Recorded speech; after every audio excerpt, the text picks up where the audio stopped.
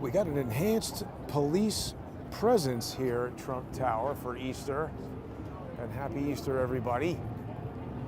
A lot of people saw I just finished with Charles, and I was feeling a little bit done. But then I realized, wait a minute, it's Easter. I'm right in front of Trump Tower and the Easter Parade, so I really can't just walk by this and not make a special video for everybody to enjoy the Fifth Avenue Easter Parade. So we'll do that. Seems pretty calm. It's nice to know people aren't disrupting, let kids have fun on Easter. Although I don't know if this is the parade. It is supposed to be on Fifth Avenue between 49th and 57th, so I guess this is it. Oh yeah, it is. Look, everybody's dressed up in their Easter outfits. How wonderful. So this will be a nice, departure from the normal kind of show. And I don't know, do people have a lot of walking around live streams of the Easter Parade? Maybe, maybe not. But we'll have this one, so that'll be good.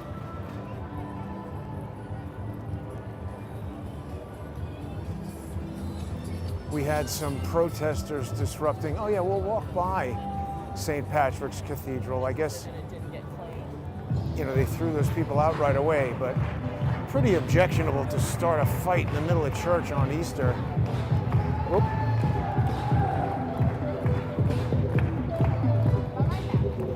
Can we see what they're doing? I don't know if that's too much to do with Easter. That's our usual kind of capoeira crew, or perhaps a hip-hop dance troupe of some kind.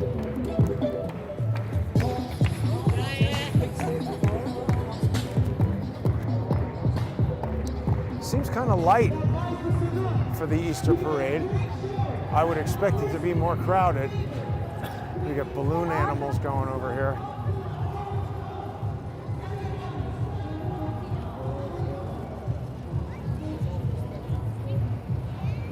Alien balloon animals. Yeah, I mean, that person disrupting this service last night, it's very objectionable. That's a hell of a hat. That's quite a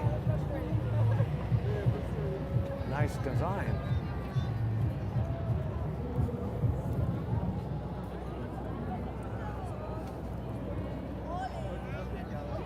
Very nice. It's fixed. Okay. So, I mean, there you go. People want to come out and have a nice time. I'm sure that lady spent a lot of time making the hat. It's really sunny and nice. It's a beautiful day for an Easter parade.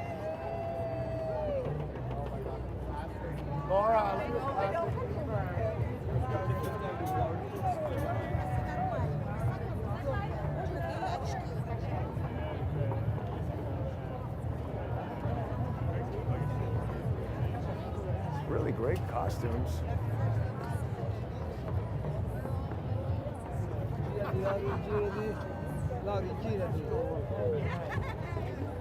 I recognize that character from somewhere, but I'm not sure where.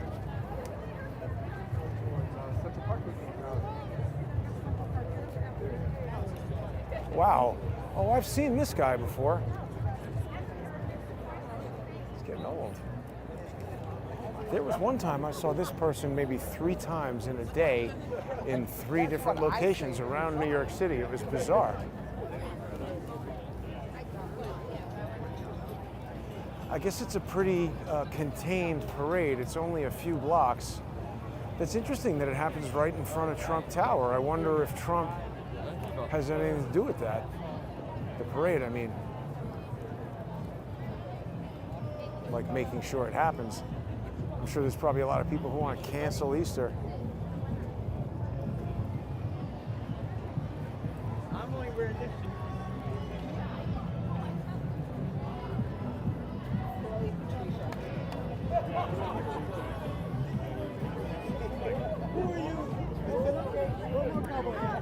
Costumes are fun.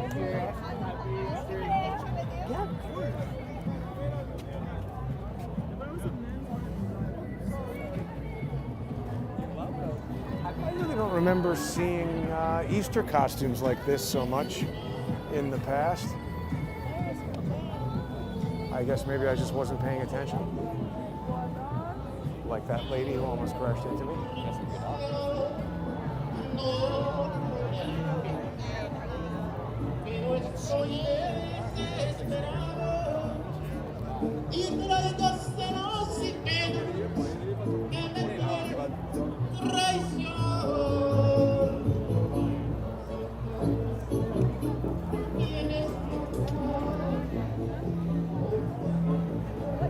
What is this? Be wild. It's here. What is that? I don't trust unattended things sitting on the ground in New York City.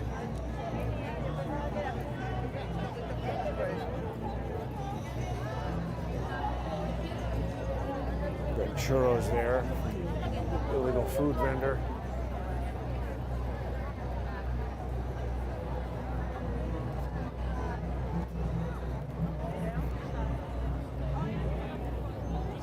Tell them to meet us at the place. Some people taking the costumes a little more seriously than others. That guy says, stop World War III, stop Biden. I don't know, maybe don't, even if I agree with that guy, maybe don't have your political message on Easter. What do we got here? Humpty Dumpty?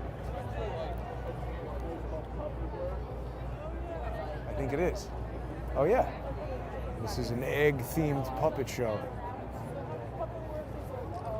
It would seem.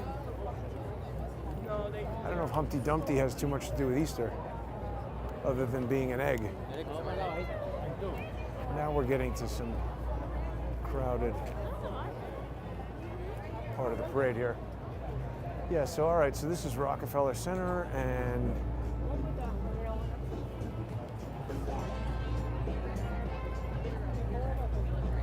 I guess this is where the bulk of the crowd of the parade is. I'm really surprised there's not more. St. Patrick's Cathedral. I'm surprised there's not more people at the parade for Easter. This guy says hell is real, and he's advertising his YouTube channel. Vision of hell videos. I don't know if I want that. We're sort of living in New York City is enough of a vision of hell for me. This is a definite jam up here. And everyone else.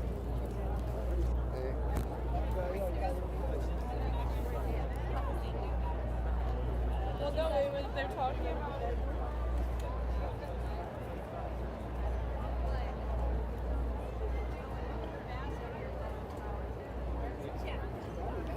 Nice Paris hat.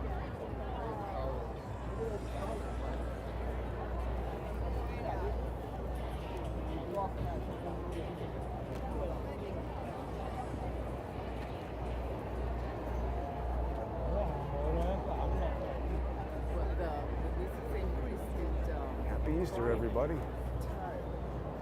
Sorry.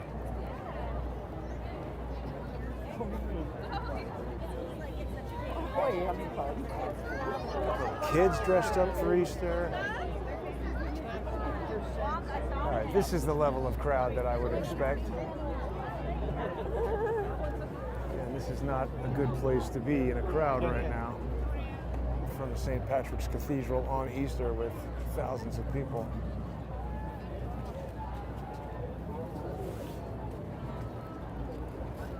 That's some kind of an issue to go with his bad attitude.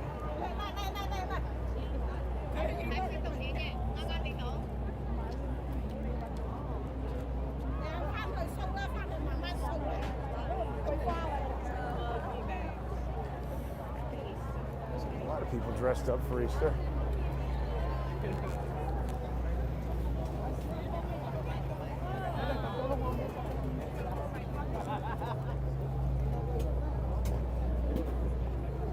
Hello.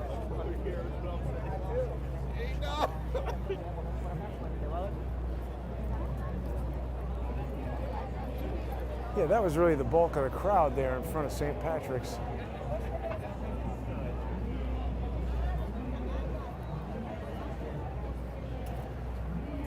It's good that it's a nice day. Okay. This is Saks Fifth Avenue. I'm gonna try to duck out of that parade and we'll, whoa, I guess it's spilling over here into Rockefeller Center.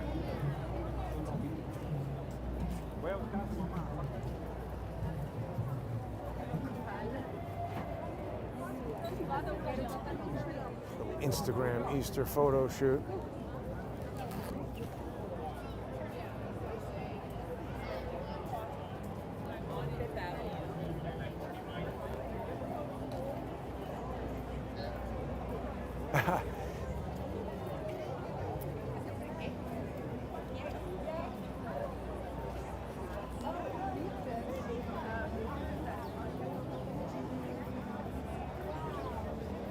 I wonder if they have ice skating happening down there. We just earlier saw the ice skating. Yeah, they do. So good job, Bill de Blasio. People could have been ice skating in Central Park on Easter, but no.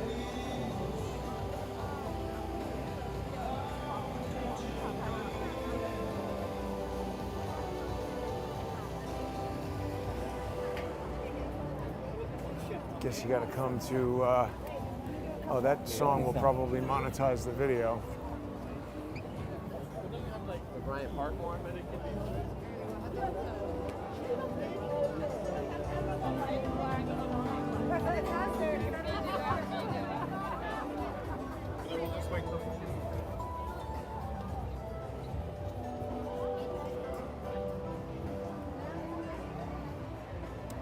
So lots of people out enjoying the day for Easter. Very nice. You know, if you enjoy these walks around New York City and independent journalism or just seeing stuff in New York City, you can become a sponsor of Crowdsource the Truth by going to odyssey.com/@crowdsourcethetruth, crowdsourcethetruth.substack.com, and subscribestar.com, and patreon.com/crowdsourcethetruth. You can access loads of sponsor exclusive content on any of those channels, and you help keep Crowdsource the Truth going, all the counter lawfare work that's being done. This is a Easter display at the toy store. Thanks to all the people who sponsor the show. I think that the police and everybody who's in charge of that parade super duper don't want anything stupid to happen on Easter. So hopefully it won't. But that looked pretty calm over there, which is good. And I guess all the pro-Hamas stuff got protested about last night. I'm surprised Charles didn't, normally he can hear all that disruption in the park from his apartment. I just saw some people had posted some videos on Twitter of lighting flares in the park. It just doesn't seem like that should be a component of a protest. That's begging for somebody to burn something down or light somebody on fire or something. I don't know, there was one time the, what were they calling that thing? The New York Freedom Fighters Association or whatever, with Joe and what was that other guy's name? All those people who were going around everywhere. One time they had a mask burning and the cops shut it down in 2 seconds. They wouldn't let them light a piece of paper on fire. Why were they allowed to have 2 road flares burning in the middle of the park? I don't understand why that would be. And in the case of the burning of the masks, that was a permitted protest. How come lighting a match or a cigarette lighter on and they were pretty flame retardant. They weren't lighting that easily, but even just the act of trying to do it, they made them stop and leave, as I recall. and now lighting off road flares, which I think you could throw in the water and they continue to burn. That was fine. Weird. That's the way a lot of that sort of stuff goes. AT&T resets account passwords for millions after major data leak. I heard about that. 2019 data for over 70 million current and past customers was released on the dark web. Isn't that nice? All kinds of stuff going on. 70 million current and past customers. It's a lot. Let's see if we can get ahead of these cars here.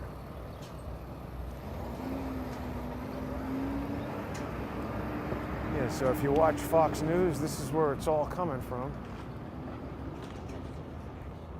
I don't know, Rupert Murdoch. So this is also where the New York Post is located, and people are going to remember I went there. Well, I didn't go in. I just sort of came up here and made a phone call. Larry Salona and a couple of other people, asking them about what the hell is going on with this Ghislaine Maxwell photo that was obviously retouched, obviously changed in a number of ways to fit a false story published in the Post. Why would we expect that they wouldn't do that same exact kind of thing with the likes of P. Diddy? Oops, I guess I forgot my cross dissolve. I think they're lying to protect him because so much of the evidence that they have presented is just totally dubious. This guy's trying to run me over even though I have the light, and then he tips his hat like he's being courteous.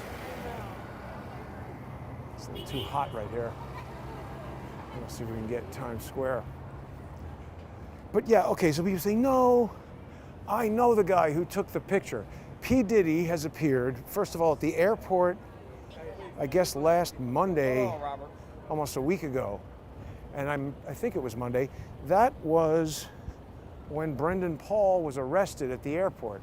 And see, a lot of people have not been following the Little Rod lawsuit. If people are watching IntelliHub exclusives with Shepard Ambellis on Tuesdays, you can see that on Subscribestar and Patreon and Odyssey.com/@CrowdsourceTheTruth, crowdsourcethetruth.substack.com. If you haven't been following, Shepard and I have been talking about this since February, and it was weird at first because, you know, it took a little while to get some of the technical details of the lawsuit straightened out, but you know, you never know how these things happen. I've entered lawsuits that had to be rushed in to meet the statute of limitations, and there were lots of mistakes and stuff, and I'm not a lawyer, but I'm just saying I could see a person under a certain time constraint might have some mistakes there. But what I will say is Rodney Jones, Little Rod, his lawyer, Tyrone Blackburn, I think he's a very good lawyer. He might have been pushing the limits of his bandwidth to produce this lawsuit, but over the iterations of corrections that he's been demanded to make by the defendants and then ordered to make by the court, he's refined it and it's gotten stronger, and he seems to have destroyed all of the defendants' arguments, because they were saying, first they sent him a safe harbor notification, which is now on the docket, of their intention to file a Rule 11 motion, which would have, you know, Rule 11 is sanctions against the lawyer. They're saying you've done something wrong and you have 21 days to fix it, or we're going to file this motion that's going to get your case kicked out and get you sanctioned and get you in trouble. So Little Rod's lawyer, I have to go back and look at the first complaint to see what he changed. Yeah, he took out Ethiopia Habtemariam, and they took out the California recording studio, not because they've made a deal with the California recording studio. Remember, Ethiopia was let out based on what appeared to be a settlement between Little Rod and her, where she has given a sworn declaration, which is essentially an affidavit, where she's a witness for them, basically saying certain things under oath, that are going to now be used to help Little Rod.